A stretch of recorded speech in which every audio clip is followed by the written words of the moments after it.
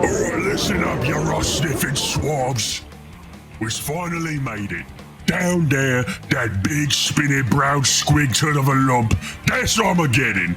That's the biggest, fightiest, loudest battlefield this side of Gork's left foot.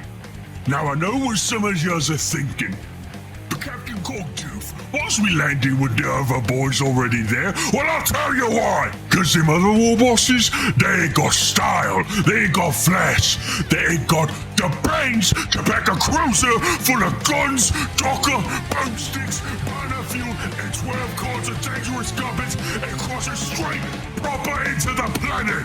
This planet is full of enemies, space marines, big tanks, and loud guns, but none of them are ready for us. We's gonna do pirate stuff.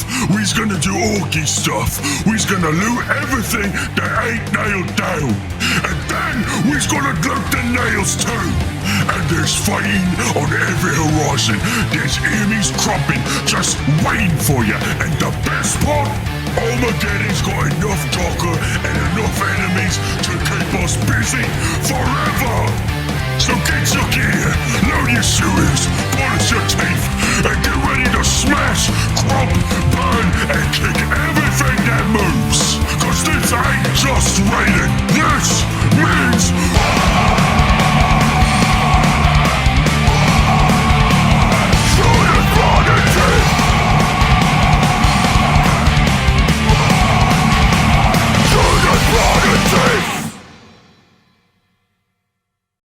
I'm not exaggerating when I say that recording that intro actually almost made me pass out. Holy shit.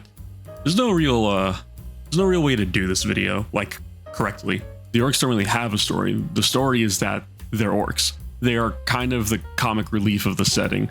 It doesn't take away from how terrifying they can be, but that's also not the point half of the time. They're a disjointed, chaotic clusterfuck of a faction that has enough of an identity and personality that they can still have books in the setting revolving around all kinds of characters and situations. The orcs are a paradox for 40k. They're funny, they're interesting, they're not that deep, but also they sometimes can be. There is more to them, but not everyone cares. You'd know that if you talked to an orc player. Seriously, ask any orc player why they like orcs, and they'll probably tell you some dumb bullshit lore tidbit. Maybe it involves their goofy ass character, but regardless of what it is, no one is liking the orcs because they have Shakespearean levels of depth in writing. They like the orcs because the orcs are fun. They are pure fun and stupidity. There's no long and elaborate intro, no deep comparison to other media. Orcs are as you see them on the tin. Green-skinned cavemen, so let's get into it after this message. Subscribe. We're nearing 8K. Do I think we'll get to that by the end of the month? I doubt it, but hey, if you're new here and you like listening to some guy with a mediocre voice read lore to you, why don't you go ahead and stick around? Memberships are open, you get access to some videos which pretty much have become life and channel updates. You get access to the Discord, and if you're a chosen tier or higher, you get your name on a model, and after a year, I can bash a character at your discretion to be a part of my army. I just thought that was like a neat incentive, I don't know. So, the orcs, where did they come from? The old ones, the hyper-intelligent toadmen who told cancer patients to kick rocks and got murked for it. Before they died, the Krorks were made, a race of green-skinned brutes designed purely for war. So when the war in heaven ended and the Necrons went to sleep, the Krorks began to degrade by beating the piss out of each other, and they degraded so much that they gave themselves brain damage and have now become the Orks. There's a lot more to it, but be honest with yourself. 65 million years of beating the piss out of each other, and you're bound to lose some brain cells. Let's not lie around here. So now we have the Orks as we know and love in this setting. That's their lore, that's where they come from, and it doesn't really matter. Yes, we're gonna talk about Ulanor and this motherfucker, but who exactly are the Orks? The Orks are one of very few playable Xenos races in 40k. The easiest way to describe them is that they're British, and yes, this joke is brought to you by someone in the comments of the last video. Hating on the British isn't a psyop, it's how my country was founded. Regardless, the Orks are loud, rude, crazy, and horrendously violent, but that's literally their culture. The Orks have two gods, Gork and Mork. Cunningly brutal and brutally cunning. To the dim-witted amongst you, these two are the same. But to the true orc aficionados amongst you, you understand the difference. The difference is that Gork punches you in the face, distracting you enough time for Mork to sneak up behind you with a 2x4 and break it over your skull. After that, they then just start kicking the shit out of you and inevitably fighting each other when they get bored. Gork prefers melee, Mork prefers guns. Gork prefers beast nagas, Mork prefers mechs. See where I'm getting at with this? They are one and the same, but they're also different for the sake of, I don't know, the orcs just wanted two gods, I guess, because two gods is better than one. So what benefit do the orcs get for believing in the two gods? Aside from because Gork and Mork are the bestest and the greenest of the gods, the orcs have a unique power. Whether or not this was intended by the old ones when they created them, I don't actually know, and the reason for that I'll explain. I don't remember the name of the power, so I'll just go ahead and call it Orc Wa energy. So what is Wa energy? I think I talked about the noosphere before. It is the theoretical sphere of consciousness that, according to some people, is basically a sphere of human belief, which is basically an explanation for why several civilizations across time and space, like physical space, not like space, that had zero contact with one another, came up with similar ideas like worship of the sun, dragons, pyramids, etc. In 40k, the noosphere is basically the internet. For orcs, Wa energy is the idea that if enough orcs believe in something, it becomes true. And the more orcs that believe in it, the more true it becomes. Orcs have weaponized culture. It's literally a word in their lexicon, culture with a K and no E. An example of this working would be a war boss lets rip on a gun, just hailing bullets on some humies. The orc boy below him asks, "Hey boss, why does your shooter never run out of ammo?" To which the orc boss responds with, "My shooter never runs out of daka, you get?" The orc boy then goes, "Oh yeah, you're right. Because the boss is the biggest orc, the boss is always right. Because the boss is always right, the other boys believe that the boss is always right. So the boss's shooter never runs out of daka." I actually wrote and spoke like that as an orc. What the fuck is wrong with me? Regardless, this goes into the idea of the orc cultures. So orcs' superstitions and belief lead to power, and the reason this works so well is because the orcs are fucking stupid. If enough of them believe in something, it's true. Literally weaponize the Mandela effect, but you can't just tell the boys something is true, and if they all believe it really hard, that it works. I'm pretty sure this is a plot point in It, or the second movie, I can't really remember. Orc culture exists because of natural belief. For instance, painting things red makes it go faster. This is a fact. Painting things blue makes it work better or it's luckier. This is true. Painting things yellow makes them blow up harder. Also true. Purple is stealthy, and why is that? Have you ever seen a purple orc? I didn't think so, checkmate Humi. Currently in 40k, there are 6 major clans. The Cult of Speed and the Freebooters are not really clans, we'll talk about them in a second. You got the Goths, the toughest and meanest orcs around, and they're the ones associated with Gazghkull Mag Uruk Thraka, the prophet of the Wa. Evil sons who love nothing more than going fast with vehicles, jetpacks, or just sprinting head on into the enemy. The Bad Moons who absolutely love money, and by money I mean teeth. Orc currency is orc teeth. The reason for this being is that teeth degrades over time, but it grows back so that way the inherent value of teeth is always there. So because of that, there is always a steady flow of teeth, and the Bad Moon's teeth grow faster compared to most of the other orc clans, which is why they have the flashiest of gubbins. What the fuck is this video? I'm actually saying these names unironically. Snakebites are nudists. Okay, that's not entirely true. The Snakebites are the orc clans who have reverted back to the old ways and prefer, instead of using shooters and trucks, they ride massive squigs and hunt titans with spears. Because of course they do. But they're also pretty crafty and vicious, and I mean, they have to be when they're at a technological disadvantage. They're also just like kind of tougher, but it's less of like the Goths wearing like decent armor. It's more of like they're actually just like physically tougher. Also, savage orcs. They're basically the Amish of the orc clans. The Blood Axes are cowardly assholes, and they're my favorite. Blood Axes use disgustingly gross shit like tactics and common sense. So they're hated by the other orc clans, and it's an insult to others to claim that what they do is very Blood Axe of them. Fun fact, they used to have a relic that was like a 14-shot sniper rifle or something. This is why I hate 10th edition. We lost to goofy shit like this. It wasn't even good. Orcs hit on 5s. Lastly, the Death Skulls, who are looters and mech enthusiasts. They paint themselves blue because it's lucky and because they have a bit of a hoarding issue. I just think it's very funny. The Cult of Speed is what it sounds like. They're basically Mad Max orcs, as they couldn't get any more Mad Max somehow. And then the Freebooters, pirate orcs who were either kicked out or abandoned their clan and choose to instead sail the void in search of wonders and plunder. You know, I thought this video was going to be longer, but the more I think about it, the orcs are kind of just crazy and we have a lot to go through, so this is actually going to take me a minute the more I think about it. We need to talk about orc technology because it's just so fucking funny. So Wa power, or the power of orc belief, whatever you want to call it, it makes things that shouldn't work. The most obvious example is orc shooters. They should not work. In fact, they don't. If a tech priest kills an orc and picks up their weapon, just trying to understand how it functions, the weapon simply falls apart in their hands. Orc weapons do not work. They do not technically exist because they are just scrap heaps slapped together and used as weaponry. Sometimes they don't even have bullets, so why do they work? Why does any of this work? Sure, even with the orc power of belief, it shouldn't work. An orc can tell what a scrap heap is compared to a firearm, right? No, you see, this is very fucking layered, and this is why people get the idea of the orc power of belief wrong. Even something as simple as a Shuda has layers to it. Let's say you are an orc. You have to get a new Shuda, and it costs you 10 teeth. Teeth mostly being the tusks that orcs have. The smaller teeth don't really count for much, and Grot and Humi teeth don't count for shit. So you go around the orc camp, and every orc usually has like 2 tusks, maybe 4 if they're a really big orc, but you ain't that big. You ain't the boss. The boss is big. You ain't the boss. The boss says a Shuda costs 10 teeth, and the boss is always right. So you go and you beat the fucking shit out of 10 other orcs. In actuality, you actually beat the shit out of 11 because you can't really count that high, and you kept punching orcs until you had enough teeth to fill up your hand. This was a long and arduous process, and it took time and effort, so you feel the Shuda is going to be well worth it. The Shuda not only has a monetary value, but it also has a perceived value. You know that the Shuda will work. It has to work because you worked your ass off to get 10 teeth and be able to buy that Shuda. So you go to the local mech and slam your 10 teeth down. In actuality, like we said, it's 12 because you went around and you beat up too many orcs, and you order 1 Shuda. The mech counts your teeth, takes it all because there's no such thing as a refund in the orc clans, and he hands you a Shuda with no magazine. But do you care? No. No one said the Shuda needed a magazine to shoot. It's called a Shuda. It should shoot.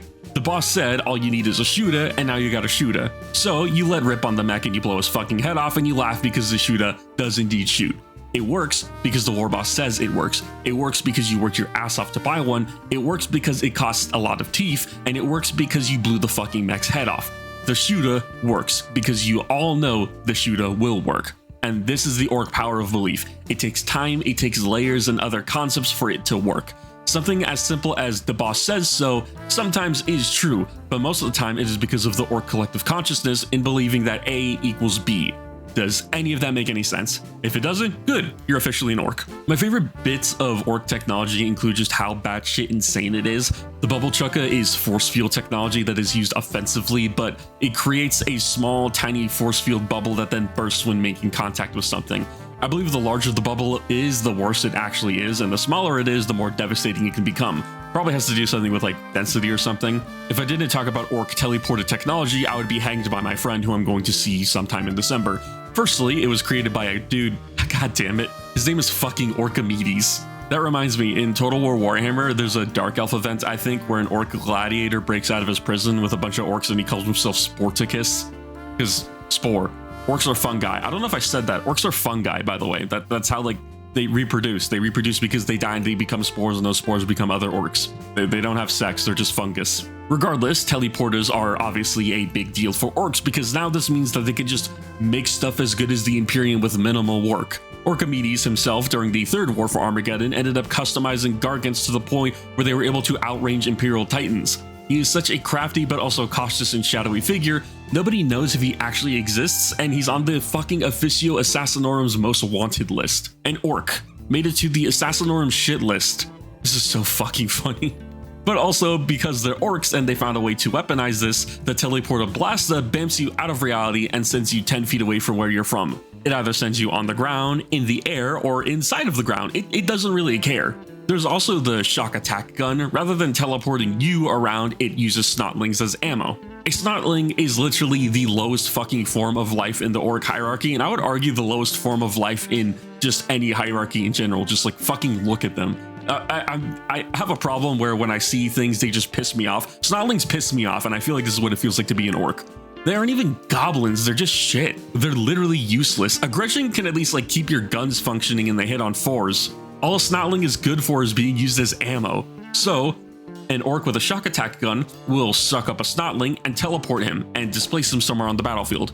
Either they get shot and end up behind you, they get shot and end up colliding into you, or they end up colliding inside of you. Then there's a snotling, which, assuming he didn't die fusing into your organs, is now rapidly attacking you from the inside of your organs or from the inside of your armor, both of which is not particularly great. You want more? Oh, sure, let's do more. I promised this was going to be a longer video, and I mean it. That being said, I'm kind of looking at how fast I'm actually reading through this, and this might end up being a normal sized video, but you know, I'll keep reading regardless. Let's talk about the vehicles from the Cult of Speed. Firstly, these things were a terror in 9th edition, since you'd have orcs doing donuts around you and there wasn't a fucking thing you could do about it, while they were also hitting you with like anti-tank strength shots, and they were shooting at like rapid fire or some crazy bullshit because every orc weapon had Daka, which was basically rapid fire. But also, the Megatrack Scrapjet. This is a jet made into a land vehicle because the orc piloting the Daka jet ended up crashing it because he probably ran out of ammo and somehow decided that he was one very big bullet. Either way, this orc survives or doesn't, and the scraps of the jet become the Make-A-Track scrap jet, a fucking sports car with a jet engine as the engine. Okay, bro, we have Formula 1 orc drivers. This is funny because I'm pretty sure some orcs could actually pass as being French. We have the Shock Jump Draxa, which is a fucking teleporting drag racer. Literally what it does. That's what it does. When you step on the gas hard enough, this thing fucking Back to the Futures its way through a fucking wormhole and ends up somewhere on the battlefield. Mind you, it's going at the same speed at which it teleported at, so you could end up like 3 feet away from a wall and just ram into it going 225 miles per hour. The Rucka Truck Squig Buggy just fires fucking squigs. We'll talk about squigs later, don't you worry. It's a super mobile artillery piece that literally just shoots like Meat Wad from Aqua Teen Hunger Force, and my personal favorite, specifically for the name, is the Boomdaka Schnazwagon. It's just a glass cannon vehicle. I just like the name, Boomdaka Schnazwagon. How can you not love saying that? Right, squigs. I was gonna talk about squigs. What is a squig? A squig is literally a mouth with legs. It's like evil Kirby in more ways than one, and the reason I say that is because there are many variations of the squig. A squig can be whatever you want it to be. There is the Sploding Squig, the Amp Squig, the many variations of the Attack Squig, the Bag Squig, the Bile Squig, the Bitey Squig, the Bomb Squid, the Boom Squid, not to be confused with the Bomb Squid, the Buzzer Squig, the Buzzing Squig, the Buzz Squig, all 3 of these somehow different. The Eating Squig, the Face Eater Squig, the Flesh Eater Squig, the Glow Squig, the Gob Squig, the Growler Squig. Jesus Christ, look at the fucking image of that thing. I kind of get the joke now. The Hairy Squig, because orcs do not grow hair, so they have a hair that they attach to the top of their skull that is in fact a squig. The Hurt Squig, an Oily Squig, a Paint Squig, the Parasite Hunting Squig, the Smasher Squig, the Spiky Squig, the Squidgen. I fucking implore you to look up the Squidgen, please. The Squig Hawk, the Squig Hog, the Squigosaur, the Squig Pipe, the Squig Shark, the Swab Squig, the Syringe Squig, the Targeting Squig, my personal favorite, the Trampler Squig, the Vampire Squig, the the Weird Squig, and last but certainly not least, the apex of squid life, the Squigoths. And those are just the squigs I found on the wiki. There's probably a lot more, and there's a lot of subspecies of squigs, but there's a lot of fucking squigs, man. I feel like this is the longest script I've made so far, so let's go ahead and talk about the characters. Let's start off with the fun ones before we start talking about like the serious ones like Gazghkull. Oh my god. Warboss Grizguts was an orc warboss and a kleptomaniac. He went into the warp where he called a Wah, which is basically an orc crusade. Wah means war in Orcish, I think, and ended up teleporting through the warp. By the way, I'm pretty sure the orcs don't have Geller fields or anything similar because they want demons to invade their ships so they can keep fighting them while they travel through the warp, but, you know, I might be wrong about that one. But because the warp is weird, he teleported out of the warp 5 minutes right before he and the boys departed. Upon seeing himself, he saw his favorite gun, a custom shooter. He then went and killed his earlier self so he could have 2 copies of his favorite gun, one just in case he lost the other or it broke. This resulted in the warboss killing himself in front of 2 of his crew, and a massive fight ended up breaking out because nobody could tell which was their warboss and it was all very confusing. So the war just never happened. Tuska Demon Killer managed to bypass fucking Cadia before it fell and sailed straight into the Eye of Terror, proceeding to decimate several demon worlds before his ship ended up crash landing on a planet owned by Khorne. This did not stop him as Tuska and the boys ended up fighting on the planet to the last man. Tuska's last act before getting killed was ramming his power claw up where the sun don't shine on a demon prince of Khorne. Khorne found the entire thing so fucking funny, he resurrected Tuska and his Wah again and let them keep fighting. And he became so impressed by them that he took them into his own realm where the orcs fight in the Brass Citadel for all of eternity. Tuska, despite his name, actually really loves this arrangement and he could not be any happier. Oh, this one's actually cool. I just learned about this while I was making this video. Wazdaka Gutsmack. What? Wazdaka, what a fucking name, dude. Wazdaka Gutsmack was a warboss biker whose bike was called the Bike of the Orkpocalypse. Bike of the how the fuck do you pronounce this? Bike of the Apocalypse, because it's orc. Apocalypse. Oh my god, this is so fucking... It basically had a shit ton of guns on it, including an autocannon that made the Imperium look like it was taking blue pills to keep up. He jumped off of a cliff towards a Warlord Titan, punched through the void shield of the Titan, which set him on fire, crashed through the Titan's cockpit while still on fire, and slaughtered the Titan's crew, who also ended up catching on fire due to Wazdaka being on fire himself, and then he jumped off and survived. This was such a spectacle that everybody literally stopped fighting just to see what happened, and then the Imperials were promptly beaten the piss out of. The skull of the Titan crew are still mounted on his bike, constantly on fire, and he plans to call a war by uniting the Ork clans and having them start from one galaxy and fight all the way towards the end of the other. This dude has fucking goals, but not goals like Nasdrag Ug Erdgrub. What the fuck? Nasdrag Ug Erdgrub is literally one of the most intelligent and crafty of the Orks in the setting, to the point where if he actually conspired to do anything more than gain wealth, he would have been Gazghkull before Gazghkull was around. But Nasdrag is literally only concerned about being the richest Ork in the galaxy, which he already is, but he has like greed that the Bible warned you about, like biblical levels of greed. He's looted and destroyed 11 entire Imperial worlds, and his base of operations is inside of a space hulk. Because fucking Orks. Also, he's like the mega war boss of like the bad moves or something, I think. I want to give an honorable mention to War Boss Grimskull, who's probably most people's introduction to Orks outside of like Gorguts from Dawn of War, which my understanding is that Gorguts' endings in Dawn of War were canon. I don't remember much. I didn't play Dawn of War. I had a life. Regardless, Grimskull is the orkiest Ork to ever Ork. He showed up looking for a thing that he didn't understand just because he wanted it, fought against Ultramarines, literally stole the show from Chaos when they started showing up, and was being so much of a fun and memorable villain that most people completely forget the Chaos Lord's name in that game. It's Nimroth, by the way, or Nemeroth, however the fuck you want to pronounce it. And even despite the fact that he dies at the end, he left so much of an impression on the average gamer as to what the faction probably is and how fun it is, because it was most definitely fucking orky. And now we get to talk about the big man himself. Gazghkull Mag Uruk Thraka, the prophet of Gork and Mork, the prophet of the Wa, the biggest, greenest, meanest Ork this side of Armageddon. I'm going Orkish again, Jesus Christ. The true main character of the Ork clans, oh, and Makari is there, I guess, but Makari keeps dying. The thing about Gazghkull is that he's definitely the my schizophrenia telling me I'm the chosen one meme. His title is self-proclaimed, but he backs it up with strength, sure, but you know, there's a lot more to him than is realized, and he probably deserves his own video, but that's for later. First off, Eldrad fucking foresaw Gazghull's uprising. Eldrad, the big bad sorcerer supreme of Ulthwé, saw Gazghkull in a vision.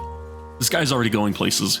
While raiding a left-behind outpost, Gazghkull took a bolt round to the head, which destroyed 1/3 of a skull and nearly killed him. That was until Mad Doc Grotznik got his hands on good old Gaz and started to rebuild his skull out of fucking adamantium. Grotznik presumed Gaz died on the operating table and threw his body off of the operating table, to which he ended up getting dumped out back by a grot. A grot came to dump another body before suddenly Gazghkull sat straight up and was brought back to life, and he claimed that Jesus Christ sent him a vision and that he needs to kill the president of the United States. Gork and Mork told him to reunite the Ork clans and Wa across the entire galaxy. This poor grot ended up getting dubbed Makari and made to be Gazghull's banner bearer and is dragged along the galaxy with him. He proclaims himself to be Prophet of Dawa, and Gaz goes to find his old war boss, who he calls him a pussy to his face, and which the war boss tries to shoot Gazghkull, proceeding to miss every single shot like he's a fucking Looney Tunes villain. Gazghkull proves that he was clearly blessed by Gork and Mork. This isn't a Goj Vandire situation. I think Dregmech actually just like missed every shot. Gaz proceeds to rip Dregmech apart limb from limb and proclaims himself not just to be the next war boss, but the biggest war boss. He then goes on and beats the shit out of all the war bosses on the planet and unifies all the clans represented on the planet, and calls for a great war. Cue the second war for Armageddon, because the first one doesn't really matter. It's just space wolves and world eaters. Who gives a shit? It's fucking boring. He and a bunch of orcs crash into the fucking planet and nearly cause an exterminatus doing so. And then he ran into this motherfucker, Commissar Sebastian Yarrick.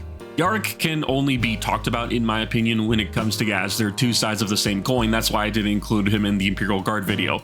Yarrick is a commissar who participated in the second and third war for Armageddon. He's the fucking boogeyman of the Orks, and he survived fighting Gazghkull twice, technically 3 times, I think. He is presumed dead, and even that hasn't been fucking confirmed because of the Ork power of belief. Yarrick has a fucking hatred for orcs that is so strong, he literally learned the orc language out of spite to understand and kill them better. His early military career involved fighting orcs, and his entire life revolved around fighting orcs. He hates orcs so much, he probably eats exclusively mushrooms so that he can cause anything orc-adjacent pain. During the Second War for Armageddon, Yarrick had an orc war boss sent after him by Gaz. Yarrick lost his arm as it got sliced off by a power claw, which for context on the tabletop can and will most likely one-shot most human characters, with the amount of damage and the amount of attacks it gets. Yarrick dodges it, only loses his arm, tanks the rest of the damage, and while the orc was fucking around, Yarrick proceeded to decapitate him with his chainsword. That itself wasn't fucking enough for him, as Yarrick believed you keep what you kill, and so he tore the power claw off of the orc and now uses it as his own replacement arm. A human, a commissar, mind you, that doesn't even get an invulnerable save in-game most of the time, took a fucking war boss out. That doesn't fucking happen. Ever. A war boss is a very, very big fucking orc. They are tougher than fucking nails, and Yarrick killed one in melee, the highest degree of skill when it comes to fighting an orc. Rumors began spreading about Yarrick, tales of how a human was able to go toe-to-toe with war bosses. This coalesces to the point in the belief that Yarrick is so strong and becomes so widespread that there are rumors of him being able to shoot lasers out of his eyes, which becomes true. Yarrick can just do that shit because the orcs said Yarrick can shoot lasers out of his eyes. Eventually, after the Second War for Armageddon on the planet of Golgotha, Yarrick and Gaz finally meet for real rather than in combat. Oh, by the way, Makari told Gaz that it was a stupid idea to go back for Armageddon, and Gaz fucking killed him. Makari's back anyways because, you know, Makari is Makari and he's like a fucking orc living saint or something. I don't know what's going on with him. He gives Gazghkull a 2-up invulnerable save in game. Regardless, Yarrick gets captured by Gaz, and rather than killing him, Gaz throws a parade for him and lets him return to Armageddon. Gaz is recruiting another Bob for the Third War, and he wants to fight Yarrick again. The best and probably the most terrifying part of this entire exchange is that when Gaz speaks to Yarrick, he speaks to him in his own language, High Gothic. "A great fight," he said. He extended a huge clawed finger and tapped me once on the chest. "My best enemy." He stepped aside and gestured to the ramp. "Go to Armageddon," he said. "Make ready for the greatest fight." Y'all remember Rise of the Planet of the Apes, the newer series? This is literally akin to the moment where Caesar says no. This creature, thought to be so idiotic and inconsequential that it was believed to be an animal, spoke Yarrick's language. It becomes clear to Yarrick that he isn't dealing with just any orc, he's dealing with a fucking equal. Yarrick proceeds to return to Armageddon and readies the planet for Gaz's return. Yarrick is presumed dead. Imperial records claim he died, but no one truly knows, and it feels like a red herring. There may or may not have been leaks of Yarrick also returning, but that's besides the point. Yarrick is the ultimate foe for the orcs. I don't think he would die so easily, and I feel like he's out there, we're just waiting for him to show up. And that's the orcs, the crazy Mad Max greenskins of the 41st millennia, and the most fun faction in all of 40k. They're so insane, they're so fun, but they're also a very serious threat. We haven't even talked about the Octarius war zone where the Tyranids and the orcs keep fighting each other, so their forces keep exponentially growing, and so when there's one winner, it spells doom for the entirety of the Imperium, and it's literally reaching a point of critical mass where there's possibly trillions of orcs and Tyranids clashing against each other. There's a bunch of characters that I didn't get around to talking to, and oh my god, dude, there's so many fucking orc units, it's insane. But you know what's great about the orcs? It doesn't matter. None of this matters. And I don't mean that in a nihilistic sense. If you've met an orc player, a true Git, you know that they don't care. They want to show up to fight and die and have a good time. The orcs are the perfect faction for the person who doesn't give a fuck.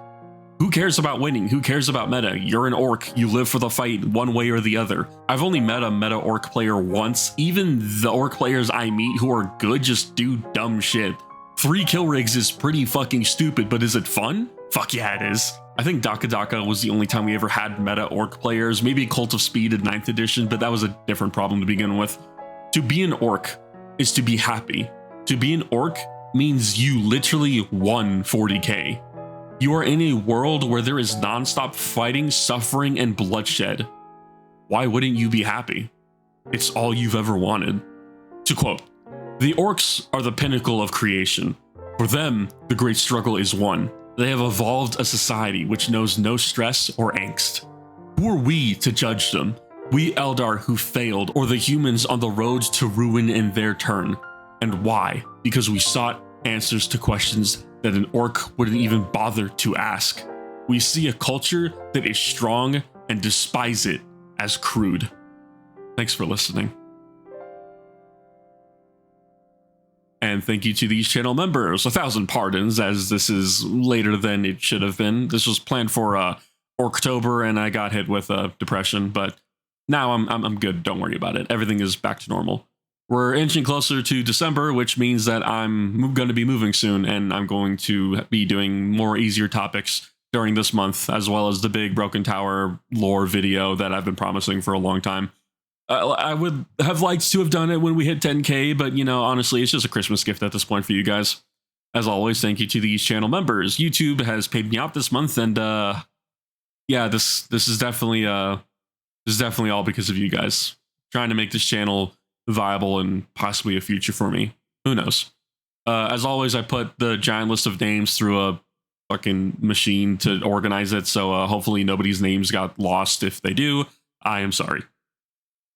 Javier Soto, Mount Papa 11, Overdraft Perfection, Grim, Envy, Zachary Y, Koyoshin, the God Emperor of R, Alexander McCabe, Ritz, Arctic Berserker, Adam M, Omidium, Captain Bubbles, I don't know why it keeps switching it to Cappy TN, I'm gonna fix that, and Corespore. Unless your name is actually Cap TN Bubbles and I've been doing that the entire, just doing it wrong this entire time, it doesn't really matter.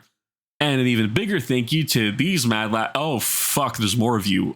Jesus Christ, I haven't uploaded a video in forever. Why? Commander Apo CC1119 or CC 1119. I don't remember. I think they read the numbers out separately. Solace in the Void, Nameless Ghoul Easy, or Nameless Ghoul Ez. I don't know. Tell me in the comment. Up, up, down, down, left, right. Never Lost Man, Gap G, Bism, Vassalhab, Human Spirits Indomitus, Felix, Robbie Nido, Ape Brain Esquire, and Istra. Next week, we're gonna do an easier topic. We should be doing Space Marines next week. Fuck, what's an easy Space Marine chapter to do? I kind of don't want to do Ultramarines because, like, they're simple, but there's also a lot to them.